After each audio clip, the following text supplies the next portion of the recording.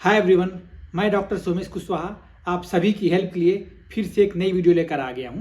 तो इस नई वीडियो में आगे जानने के पहले मैं एक इम्पॉर्टेंट इन्फॉर्मेशन आप लोग के साथ शेयर कर देना चाह रहा हूं। कुछ बच्चों की एक क्वेरी रहती थी कि सर प्लीज़ जो आप बोलते हैं उसको प्लीज़ थोड़ा इंग्लिश में सबटाइटल भी ज़रूर डालिए, क्योंकि हम साउथ के बच्चे हैं या फिर और जिस एरिया के वो बच्चे हैं हिंदी लैंग्वेज अच्छे से नहीं समझ पाते हैं, तो उनको मेरी वीडियोस के थ्रू जो भी बातें मैं बतलाता हूँ समझने में थोड़ी सी प्रॉब्लम होती है। तो उनका एक अच्छा सॉल्यूशन अभी यूट्यूब की ओर से मुझे प्रोवाइड किया गया है कि अब मेरे चैनल पर आप लोगों को ऑडियो सेक्शन में मैं एक उसका स्क्रीनशॉट लगा दूंगा कि कैसे आपको एक्सेस उसको करना है। जब आप वीडियो प्ले करेंगे तो जो सेटिंग का एक ऑप्शन आता है वीडियो में, वहाँ चेक करेंगे तो ऑडियो ट्रैक का भी ऑप्शन आप लोगों को दिखलाई देगा और उसमें ऑटोमेटिक इंग्लिश वाला सब ऑडियो ट्रैक भी आप चाहे तो चूज कर सकते हैं और उसके थ्रू आप इंग्लिश में भी मेरी बातों को सुनकर अच्छे से समझ पाएंगे। और साथ ही साथ जो सबटाइटल्स का ऑप्शन रहता है उसमें भी हिंदी के ऑटोमेटिक जनरेटेड सबटाइटल्स तो होते ही हैं, साथ ही साथ अब मैं कोशिश कर रहा हूँ कि उसमें और अदर लैंग्वेजेस के लाइक इंग्लिश के, साउथ के तमिल, तेलुगु, कन्नड़ा, गुजराती और जो भी रीजनल लैंग्वेज है मराठी, ये सब के सबटाइटल्स मैं उनमें अपडेट कर पाऊँ। तो आप मेरी हर वीडियोज़ में अब इन लैंग्वेज के थ्रू भी सबटाइटल्स देखकर आप वीडियो को समझ पाएंगे। और ऑडियो जो अभी ऑडियो ट्रैक मुझे यूट्यूब की ओर से दिया गया है, केवल इंग्लिश का ऑडियो ट्रैक दिया गया है, तो उसके थ्रू भी आप मेरी वीडियो से ज़्यादा से ज़्यादा बेनिफिट ले सकते हैं। तो चलिए आज की इस वीडियो को शुरू करते हैं। आज की वीडियो इंपॉर्टेंट और इन्फॉर्मेटिव होने वाली है ऐसे सभी विद्यार्थियों के लिए जिनका इंटरेस्ट है एकेडमिक्स में, मतलब वो आगे भी पढ़ाई कर रहे हैं, चाहे वो BMS में पढ़ रहे हों, चाहे वो MBBS कर रहे हों, चाहे वो नर्सिंग की पढ़ाई कर रहे हों और आगे भी उनको एकेडमिक्स में बढ़ना है। तो हम सभी जानते हैं कि अगर आपको एकेडमिक्स में जाना है तो एटलीस्ट पोस्ट ग्रेजुएशन होना कंपलसरी है। और यदि अब आप पोस्ट ग्रेजुएशन अपना कंप्लीट कर चुके हैं, MD कंप्लीट कर चुके हैं, उसके बाद भी अगर आपका इंटरेस्ट है पढ़ने में बहुत आगे और पढ़ना चाहते हैं, तो अभी छत्तीसगढ़ में जो हमारी आयुष यूनिवर्सिटी है उसने एक नया कोर्स लॉन्च किया है, PhD करा रही है वो। तो उसके बारे में डिटेल स्टेटमेंट्स आ चुके हैं, डिटेल नोटिफिकेशन है जो आपको ऑलरेडी मेरे टेलीग्राम चैनल पर मिल जाएंगे और उनको आप अच्छे से यूज कर सकते हैं। उसका एक फॉर्म है वो भी आपको मेरे टेलीग्राम चैनल पर मिल जाएगा, उसको आप देख कर समझ सकते हैं। उस फॉर्म के बारे में डिटेल हम इस वीडियो में डिस्कस करने वाले हैं। तो चलते हैं सबसे पहले सीधे मेरे टैबलेट की स्क्रीन पर। अगर आप लोग को मेरी ये वीडियोज हेल्पफुल लग रही हैं, सब काम पसंद आ रहा है, तो एक लाइक करना मत भूलिएगा। चलिए अब आपको स्क्रीन पर दिखलाई पड़ रहा होगा Pandit Deendayal Upadhyay memorial health sciences and AYUSH university DDUMHS Chhattisgarh करके लिखा हुआ है। ये एक इम्पॉर्टेंट फ़ोन नंबर है, अगर किसी प्रकार की हेल्प आपको लगे तो यहीं से आपको वो हेल्प मिल पाएगी। दूसरा एक वेबसाइट लिखा हुआ है, कोई भी जानकारी आपको चाहिए तो इस वेबसाइट के थ्रू आपको मिल पाएगा, DDUMHSAUCG.AC.in करके लिखा हुआ है। PhD एडमिशन टेस्ट 2025 के बारे में यहाँ पे मेंशन किया गया है कि किन किन सब्जेक्ट्स में कहाँ कहाँ पे PhD स्टार्ट की गई है। तो जैसे कि आप सभी को पता है कि ये यूनिवर्सिटी है, तो यहाँ पे पंडित JNM मेडिकल कॉलेज रायपुर में 2 डिपार्टमेंट्स में स्टार्ट किया गया, 3 डिपार्टमेंट में, department of biochemistry, anaesthesiology, cardiology. After that मतलब सिम्स इसको हम लोग बोलते हैं, बिलासपुर में जो कॉलेज है वहाँ पे डिपार्टमेंट ऑफ बायोकेमिस्ट्री में PhD का कोर्स लॉन्च किया गया है।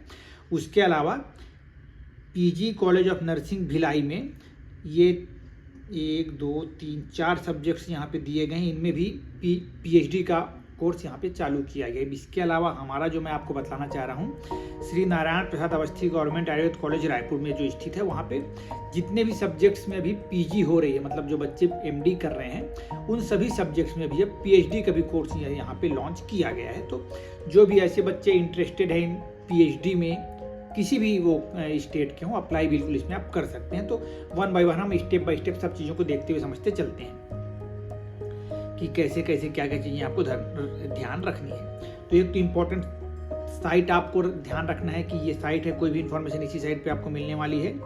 प्लीज़ रीड केयरफुली करके लिखा हुआ है कि जो भी बातें आपको अच्छे से उसको पढ़कर समझ लेना है। Information, instructions for filling application form, syllabus, notification जो भी आएगा, बाकी अभी इस वीडियो में आपके सामने क्लियर तो मैं कर ही दूंगा। इंपॉर्टेंट डेट क्या है जो भी आपके लिए ज़्यादा जरूरी है, अगर आप फॉर्म भरने में इंटरेस्टेड हैं तो आप बिल्कुल इस डेट को अच्छे से याद रखिएगा। Start date of filling application form available on the website, तो 12/4/2024 ये फॉर्म मिलना स्टार्ट हो चुका है। आज जब मैं ये वीडियो बना रहा हूँ तो आज है 17 April. Last date for submitting the application form along with fees using procedure mentioned in application form। तो 14/5/2025 मतलब लगभग 1 महीने का समय दिया गया है, शाम के 5 बजे तक आपको फॉर्म फिलअप करके भेजना है। क्योंकि क्या है ना, इसमें जो आप फॉर्म भरेंगे उसको आपको स्पीड पोस्ट के थ्रू भेजना है, तो थोड़ा सा इसको विशेष ध्यान रखिएगा। और पीएचडी एडमिशन टेस्ट जो होगा उसके बारे में आपको फर्दर नोटिफिकेशन दिया जाएगा जब उसके बारे में कुछ इन्फॉर्मेशन आ जाएगी। तो अभी एप्लीकेशन का फॉर्म फीस कितना रखा गया, तो सामान्य स्टूडेंट्स के लिए 2000 रुपये है। उसके अलावा 1500 रुपये है SC ST category of Chhattisgarh state वाले बच्चों के लिए 1500 रुपये का फीस रखा गया है, जो कि आप DD के फॉर्म में जमा करेंगे। DD बनवाना होगा आपको वो, या फिर आप डायरेक्टली ऑनलाइन ट्रांसफ़र कर सकते हैं। ये बहुत अच्छा काम उन्होंने कर दिया ऑनलाइन ट्रांसफ़र वाला, ठीक, क्योंकि DD बनवाना बहुत पंचायती का काम है। अगर आप चाह रहे हैं DD बनवाना, तो यहाँ पे लिखा हुआ है कि DD कैसे बनवाना है। ये जो इंग्लिश में नाम लिखा है इसको आप अच्छे से याद रखिएगा, यही नाम आपको अपने DD में मेंशन करना है। जैसे स्पेलिंग है, जितना स्पेलिंग है उतनी आपको लिख देना है बस, ठीक। और DD में पूछा जाता है पेएबल कहाँ रहेगा, तो पेएबल एट रायपुर लिखना है आपको। फिर अगर आप ऑनलाइन ट्रांसफर कर रहे हैं पेमेंट, तो ये अकाउंट नंबर दिया है, ये IFSC कोड है, ये MICR लिखा हुआ है, ये बैंक नेम लिखा हुआ है, ठीक। तो इसके थ्रू आप डायरेक्टली ऑनलाइन भी अपना फीस जमा कर सकते हैं। इसके बाद अगला, और right the DD number in application form और राइट UTR नंबर, मतलब अगर आप DD अटैच कर रहे हैं तो फॉर्म में DD का नंबर डालेंगे। अगर आपने डायरेक्टली ऑनलाइन पेमेंट कर दिया है तो उसका एक UTR नंबर जो मिलता है वो आपको उसमें मेंशन करना होगा वहाँ पे, ठीक। इसके बाद जो ये फीस है ये नॉन रिफंडेबल है, यह सभी को पता है, कोई दिक्कत नहीं है। एलिजिबिलिटी क्राइटेरिया, तो Pandit Deendayal Upadhyay memorial health sciences and AYUSH university Raipur will give admission to all residents of India, मतलब भारत देश के सभी स्टूडेंट्स इसमें पार्टिसिपेशन कर सकते हैं जो कि एलिजिबल हैं, ठीक। अब एजुकेशनल क्वालिफिकेशन क्या है, तो मिनिमम जो क्वालिफिकेशन होती है PhD करने के लिए आपको अपना पोस्ट ग्रेजुएशन कंप्लीट होना चाहिए, वही बात यहाँ पे लिखी हुई है। तो the PhD degree shall be awarded by this university under any one of the recognised faculties of the universities, मतलब कि वही जो मैंने आपको बात बतला दी, MBBS अगर आप कर रखे हैं तब भी, नर्सिंग वाले हैं तब भी, और आयुर्वेद वाले हैं तब भी, ये सब करके लिखा हुआ है। अब recognised qualifying higher speciality degree post graduation degree, मतलब जो PG में आपका कितना नंबर होना चाहिए, मिनिमम लिखा हुआ है यहाँ पे 55% आपका PG में होना चाहिए। अगर आप कोई कैटेगरी से बिलोंग करते हैं तो 50%, उसमें 5% का छूट मिल जाएगा आपको। Marks in the qualifying examination where a system of marking exist in case of post graduation specialities where marking system is not followed, मतलब जहाँ पे परसेंटेज नहीं दिए जाते हैं वहाँ पे क्या होगा, in a post graduation examination a candidate must have obtained at least an aggregate of 55% at graduation level। तो यदि आपने MBBS किया है तो उसमें, या फिर BMS किया है उसमें आपका जो परसेंटेज है 55% से ऊपर होना चाहिए, ऐसा करके वो बोल रहे हैं। वो एग्रीगेट होना चाहिए, first year second year last year ऐसा नहीं, टोटल आपका ऑल सेशन का, ठीक। अब ये सब सब्जेक्ट यहाँ पे लिखा हुआ है कि ये सभी PhD कर सकते हैं करके लिखा हुआ है। जो भी MD किए हैं आयुर्वेद में, MD योगा में है, MD यूनानी में है। अगर नर्सिंग वाले हैं तो MPhil या MSc किए हुए हैं, DNB किए हुए बच्चे, MD MS किए हुए बच्चे, DM या MCS की डिग्री रखे हुए हैं, वो सब भी PhD कर सकते हैं। और यहाँ पे लिखा हुआ है कि PhD will be awarded in the subject in which the candidate has obtained qualifying post graduate degree, मतलब कि जैसे मैं काय चिकित्सा विषय का विद्यार्थी हूँ तो काय चिकित्सा सब्जेक्ट में मैं PhD आगे अपना परस्यू कर पाऊंगा, ये बात यहाँ पे मेंशन की गई है। आगे, candidates who have appeared for master degree programme session 24-25 and whose result is awaited can also apply, मतलब आप लोगों ने भी एग्जाम दे चुके हैं, आपका रिजल्ट बस नहीं आया है, हालांकि यहाँ छत्तीसगढ़ में तो आ चुका है, बट ऐसा अगर है कि नहीं आया है तब भी आप अप्लाई कर सकते हैं। मतलब आप फाइनल ईयर का एग्जाम दे चुके हैं MD का अपने, और रिजल्ट का वेट कर रहे हैं, तो आप इस PhD एग्जाम के लिए एलिजिबल हैं। Such candidates must qualify the master degree, बस यही एलिजिबिलिटी रहेगा आपका कि एग्जाम आप दे सकते हैं, बट एडमिशन के समय तक आपका पास जरूर हो जाना चाहिए, ये बात आपको ध्यान रखना है। अब आगे नंबर ऑफ सीट्स के बारे में यहाँ पे भी मेंशन नहीं किया गया है, फर्दर वो आगे फ्यूचर में पता चलेगा, साइट उसको आपको देखते रहना है। एप्लीकेशन का प्रोसीजर क्या है, तो download the application form from university website, मैं आपको भी मेरे टेलीग्राम चैनल पर भी उसको प्रोवाइड करवा दूंगा। Before filling the application form read the information and instructions for filling the application form etcetera very carefully, ensure the eligibility and other requirement for admission is given. You should be very careful in filling up the application form in any lapse is detected during scrutiny. Your candidature will be rejected even if you come through the final stage. तो इसको ध्यान रखना है आपको। और जो भी आप फॉर्म भेजेंगे, मैंने आपको बोला कि स्पीड पोस्ट आपको करना है, तो उस एनवेलप के ऊपर क्या लिखना है, एप्लीकेशन फॉर पीएचडी एडमिशन 2025 करके आपको लिखना है वहाँ पे, ठीक है।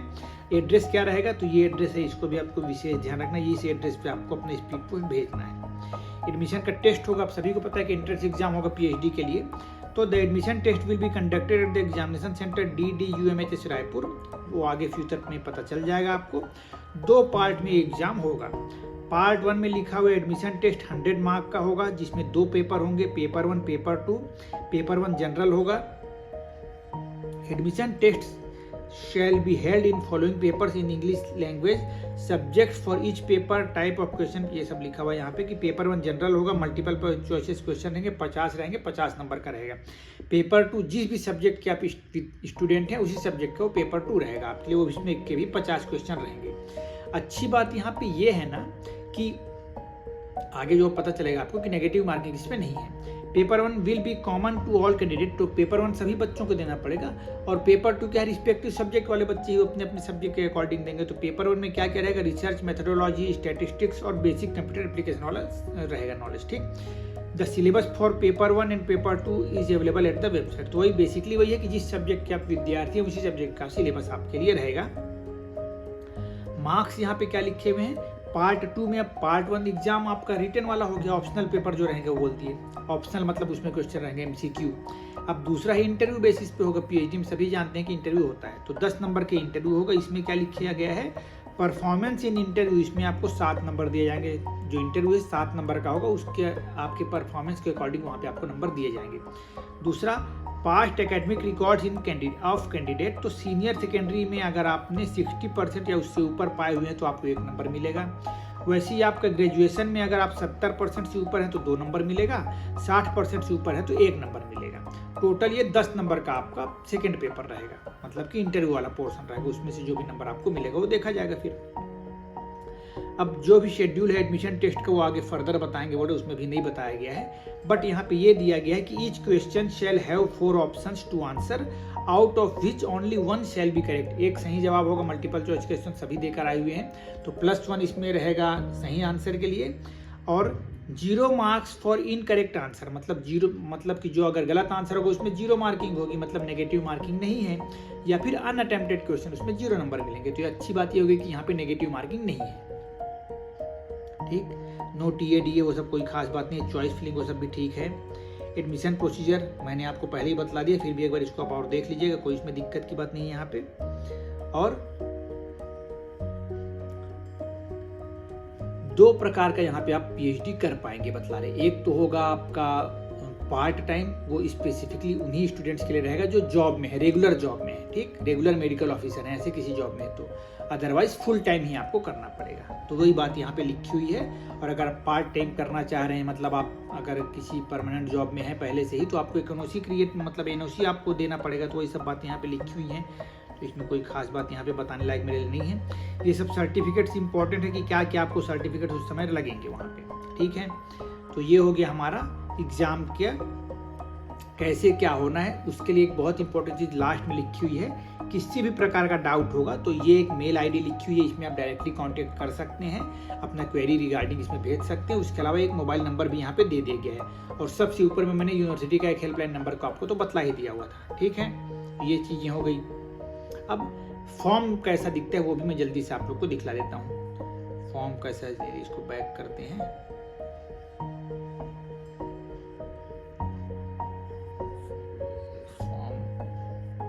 कैसा है वहां तक चलते हैं,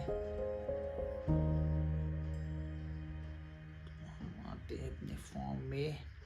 फॉर्म भी 1 मिनट लगेगा, मैं आपको दिखला देता हूँ कि कैसे क्या फॉर्म भरना है। अगर उसमें कुछ स्पेसिफिक पॉइंट होंगे तो वो आपको मैं तुरंत दिखला दूंगा वहाँ पे, तो आसानी हो जाएगी आपको फॉर्म को भरने के लिए। अब देखिए आपकी स्क्रीन पर जो दिखलाई दे रहा है ये हमारा एडमिशन फॉर्म है पीएचडी का। इसको आपको फॉर्म को भरना है प्रिंट निकाल कर, और इसी को एनवेलप में भरकर स्पीड पोस्ट करना है। तो यहाँ पे सिंपल बातें ही लिखी हुई हैं। फीस डिटेल एक तो भरना है आपको, particulars of the entrance fees, तो जो भी फीस आप पे कर रहे हैं, अगर जनरल है तो 2000 आपको भरना है। नहीं तो 1500 रुपये भरना, जो भी है वो सब डिटेल देना है आपको, जो भी रुपये यहाँ पे भरेंगे वो।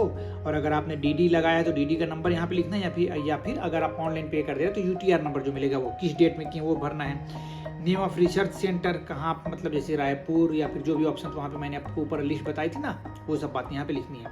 Name full block letters only, मतलब कि पूरा कैपिटल में आपको लिखना है, लाइक ऐसे, और ब्लैक पेन से भरिएगा या फिर ब्लू पेन से, बॉल पेन से ही भरिएगा, ऐसे पूरा कैपिटल में आपको लिखना है। एड्रेस फॉर कम्युनिकेशन, तो जो भी आपका पोस्टल एड्रेस है वो आपको यहाँ पे डाल देना है। कॉन्टैक्ट नंबर, पूरा मोबाइल नंबर आपको यहाँ पे लिख देना है। ईमेल आईडी अपनी लिख देनी है। डेट ऑफ बर्थ लिखना है यहाँ पे, सेक्स मेल एंड फीमेल, ठीक है। नेशनैलिटी, ठीक है। Category please tick any one is applicable, तो जो भी कैटेगरी आपका है उसको आपको टिक करना है, और अगर कुछ स्पेसिफिक कैटेगरी आती है तो उसको आपका सर्टिफिकेट आपको साथ में अटैच करना है। मोड ऑफ स्टडी प्रीफर्ड, तो पीएचडी अगर आप करने वाले हैं, हमारे घर मतलब आपका सिलेक्शन हो जाता है, तो कैसे आप फुल टाइम में रहेंगे या फिर पार्ट टाइम में रहेंगे। तो ऐसे बच्चे मेरे जैसे जिनका कहीं पे जॉब नहीं लगा है, जो जस्ट अभी पास आउट होकर निकले हैं, तो ऐसे बच्चे फुल टाइम ही कर पाएंगे। और ऐसे विद्यार्थी जो एमडी किए हुए हैं, गवर्नमेंट सर्विस में हैं और वो पीएचडी करना चाहते हैं, तो वो पार्ट टाइम कर सकते हैं। और उसके लिए उनको अपना एक एक्सपीरियंस सर्टिफिकेट 1 साल का और एनओसी प्रोड्यूस करना पड़ेगा। तो वो बात यहाँ पे आपको लिखनी है और साथ में वो डॉक्यूमेंट आपको अटैच करने हैं। अगर आपने कोई यूजीसी एग्जाम दिया है, CSIR, नेट, JRF, ये सब अगर आपके पास है तो वो सब आपको करना है, यस नो जो भी है। If sponsored is the candidate a permanent employ in institution organisation, अगर ऐसा कुछ है तो उस हिसाब से आपको आंसर रिप्लाई करना है यहाँ पे अपना। एरिया ऑफ रिसर्च इंटरेस्ट, तो इसमें आपको अपना डिटेल लिखना है कि आप किस विषय में, किस सब्जेक्ट में आपका इंटरेस्ट है रिसर्च करने के लिए, मतलब आप पीएचडी में जाएंगे तो क्या रिसर्च करने की आप इच्छा रखते हैं, वो बात आपको यहाँ पे भरना है। फिर एजुकेशनल क्वालिफिकेशन आपको यहाँ पे, मतलब मैं इसको एग्जांपल के तौर पर अगर ऐसा बता दूं, जैसे मैं काय चिकित्सा का विद्यार्थी हूँ, मुझे करना है पैरालिसिस, लकवा व्याधि पे, अगर मतलब वात व्याधि पे मुझे कुछ रिसर्च करना है, या फिर स्पेसिफिकली किसी एक लक्षण के ऊपर मुझे अगर पीएचडी में काम करना है, तो वो सब बातें यहाँ पे मुझे डिटेल में जितने अच्छे से मैं एक्सप्लेन कर पाऊँ वो मुझे यहाँ पे एक्सप्लेन करना है। फिर एजुकेशनल क्वालिफिकेशन में पीजी का आपको पूरा डिटेल यहाँ पे भर देना है, यूजी का पूरा डिटेल भर देना है। फिर प्लेस, डेट, सिग्नेचर कर देना, मत भूलिएगा सिग्नेचर करना। लिस्ट ऑफ एनक्लोजर्स, जो ऊपर में पूरे डॉक्यूमेंट्स वहाँ पे लिखे हुए हैं, जो मैंने आपको बताया था पहले वाले डॉक्यूमेंट में, ठीक, कि आपका पूरा रिजल्ट लगेगा, वो सब एनओसी लगेगा, एक्सपीरियंस वाला है तो वो सब चीज़ें लगेंगी, कास्ट सर्टिफिकेट, ये सब चीज़ें जो भी रिक्वायर्ड है वो सब यहाँ पे लगेगा। वो सब आपको यहाँ पे लिखते जाना है कि जो आपने लगाया है, रिजल्ट लगाया है तो वो सब लिख देना है, सब चीज़ें। फिर डिक्लेरेशन में साइन कर देना है यहाँ पे ऐसा करके, डेट, प्लेस डाल देना है आपको। ये आपका एडमिट कार्ड है, इसको भी आपको खुद से ही फिल करना है, अपने नाम, गांव, सब चीज़ों को, बस सेंटर वेंटर को छोड़ दे रहिएगा, है ना, ये आपको नहीं भरना है। इस प्रकार से ये पूरा हमारा एप्लीकेशन फॉर्म है। ये बहुत अच्छी बात है ऐसे बच्चों के लिए जो एमडी अपने कंप्लीट कर चुके हैं, एकेडमिक्स में इंटरेस्ट रखते हैं और आगे पीएचडी करने का भी उनका इंटरेस्ट है, या फिर अभी एमडी कंप्लीट करने के बाद उनको समझ नहीं आ रहा है कि मैं क्या करूं, तो आप अगर चाहें तो पीएचडी भी आपके पास एक अच्छा ऑप्शन है। आप किसी भी स्टेट से इस वीडियो को देख रहे हों, अगर आप इंटरेस्टेड हैं तो बिल्कुल देरी बिना किए आप इस फॉर्म को फिलअप कीजिए। और किसी भी प्रकार की हेल्प अगर चाहिए रहे तो इस वीडियो के नीचे जरूर कमेंट कर दीजिएगा, मैं पूरी सहायता करूंगा आप लोगों की। और इसी प्रकार की हेल्पफुल वीडियोस देखने के लिए मेरे साथ जुड़ रहिएगा। Stay connected and thank you so much.